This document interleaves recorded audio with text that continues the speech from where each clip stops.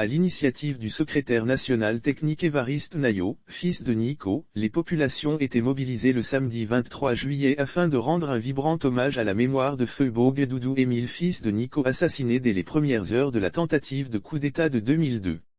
Stéphane Kipré, premier vice-président exécutif du Parti des peuples africains Côte d'Ivoire, était l'invité spécial de cette cérémonie qui a rassemblé les populations de la sous-préfecture de Goudoukou-Nyambezaria.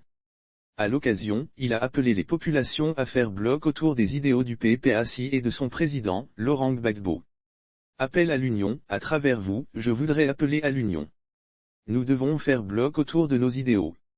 Nous devons faire bloc autour de Laurent Gbagbo.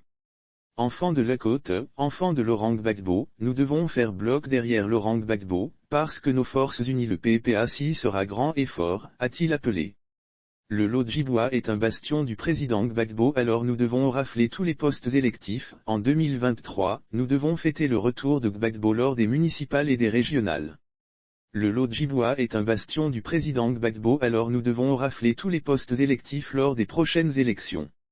Il n'est pas question que chez nous à la côte on perde les élections. Je compte sur vous. Le président Laurent Gbagbo compte sur vous, a-t-il poursuivi le vice-président du PPACI.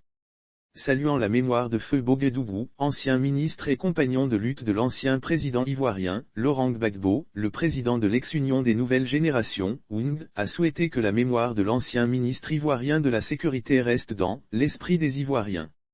Lorsqu'on parle de la crise ivoirienne, on entend parler de Bogue Doudou qui est l'une des premières victimes.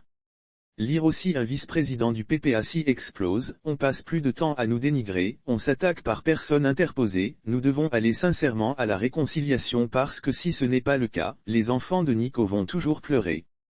Parce que Bogue Doudou est tombé dans cette crise au nom de la Côte d'Ivoire. Si aujourd'hui les enfants de Nico parlent de la réconciliation, ils savent qu'un des leurs est tombé, mais à cause de la Côte d'Ivoire ils ont pardonné. Je suis donc venu à la source pour prendre la force du pardon, a-t-il exhorté.